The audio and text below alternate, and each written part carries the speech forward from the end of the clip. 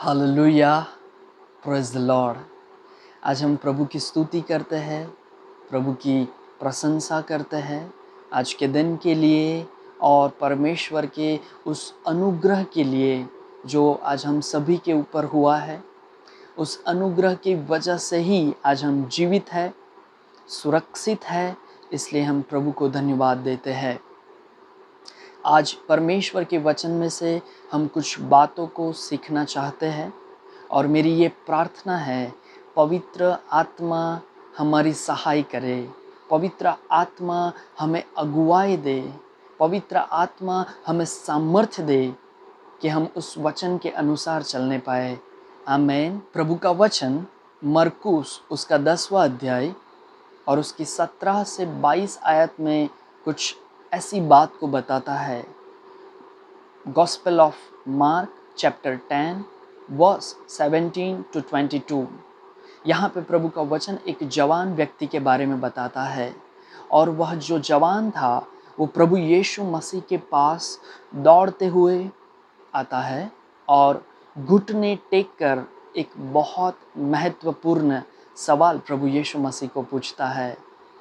और ये सवाल था, हे उत्तम गुरु, अनंत जीवन का वारिस होने के लिए, अनंत जीवन का अधिकारी होने के लिए मैं क्या करूं? प्रभु की स्तुति हो, प्रभु की आराधना हो, क्योंकि इस जवान को पता था कि इस जीवन के बाद भी एक ऐसा जीवन है और वो है अनंत जीवन। उसी की वजह से वो दौड़ता हुआ आता है, अपने घुटने टेक कर समर्पण के साथ प्रभु यीशु मसीह को ये प्रश्न पूछता है। और अगर ऐसा हो सकता है कि शायद वो कई सारे लोगों के पास आगे जाके आया होगा, कई सारे गुरुओं, कई सारे अगुओं, कई सारे याजकों के पास ये अपना सवाल लेके गया होगा, लेकिन हो सकता है उसके प्रश्न का जवाब अभी तक ना मिला हो। हालेलुया। लेकिन हम प्रभु की स्तुति करते हैं क्योंकि उसने जब प्रभु यीशु मसीह के बारे में सुना होगा, उसने जब प्रभु यीशु मसीह के बारे में जाना होगा, तब उसको पता चल गया कि एक परमेश्वर है जो मुर्दों को जिलाता है, एक परमेश्वर है जो अंधे को आंखें देता है, एक परमेश्वर है जो तूफान को हुक्म देता है और तूफान थम जाता है। हम प्रभु की स्तुति और आराधना करते हैं क्योंकि वो सही गुरु के पास आ गया है, उसके प्रश्न का जवाब उसको मिलने के लिए जा रहा है। हम उसके लिए प्रभु को धन्यवाद देते हैं, प्रभु की स्तुति करते हैं। और प्रभु यीशु मसीह भी बहुत ही सरल तरीके से उसके प्रश्न का जवाब देते हुए नज़र आते हैं। और अगर आप 19वीं आयत में देखें तो यहाँ पे ऐसा लिखा है, तू आज्ञाओं को तो जानता है। और प्रभु यीशु मसीह आज्ञाओं को बताते हैं कि तू चोरी न करना, तू हत्या न करना, तू व्यभिचार न करना, झूठी गवाही न देना, अपने माता और पिता का आदर करना। और जैसे ही ये व्यक्ति इस आज्ञाओं के बारे में सुनता है, तुरंत ही वो कहता है, प्रभु इन सब बातों को तो मैं लड़कपन से, जब मैं छोटा था, जब मैं बच्चा ही था, तब से इन बातों को जानता हूँ, इन बातों को मानता हूँ और इस आज्ञाओं के अनुसार चलता हूँ। प्रभु की स्तुति और प्रभु की आराधना हो कि जब बच्चे छोटे हो तब से ही वो परमेश्वर को जान ले। जब से हमने प्रभु को जाना तब से ही हम परमेश्वर की हर एक आज्ञाओं को, हर एक वचन को मानने लगे। आमीन।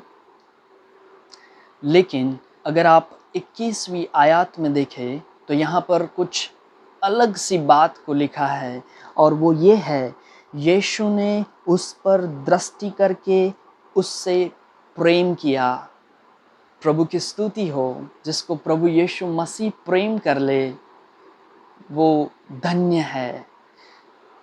और यहाँ पर एक प्रश्न हम सब के मन में खड़ा होता है कि क्या प्रभु यीशु मसीह उस जवान को अभी तक प्रेम नहीं करते थे? 100% करते थे और करते हैं, जैसे कि वो आज भी हम सबको प्रेम करते हैं।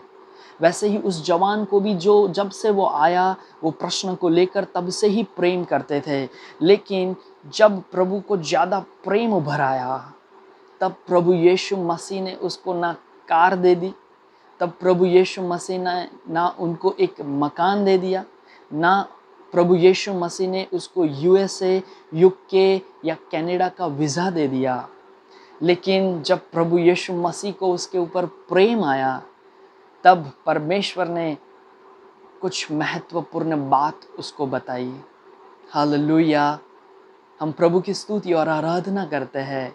और 21वीं आयत में ऐसा लिखा है, जब प्रभु यीशु मसीह ने उससे प्रेम किया तब उससे कहा, तुझ में एक बात की घटी है। हालेलुया! हम प्रभु की स्तुति करते हैं, आराधना करते हैं। आज प्रभु हमें ऐसा प्रेम करे कि हमें ना गाड़ी दे, ना बंगला दे, ना यूके, यूएसए या कनाडा का वीज़ा दे, लेकिन आज हमारे अंदर जो कमी है, हमारे अंदर जो घटी है, उसको बता दे। आमीन।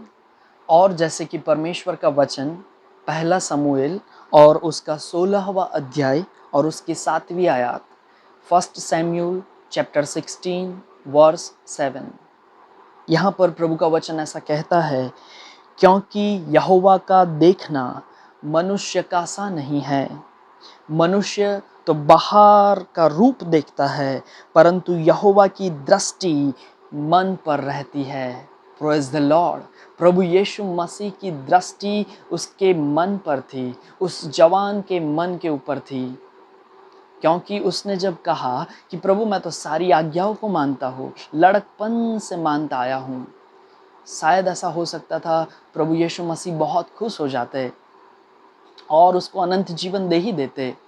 लेकिन अगर आप ध्यान से आगे की आयत को पढ़े तो वहाँ पे ऐसा लिखा है, प्रभु यीशु मसीह ने उससे प्रेम किया और उससे कहा, तुझ में एक बात की घटी है।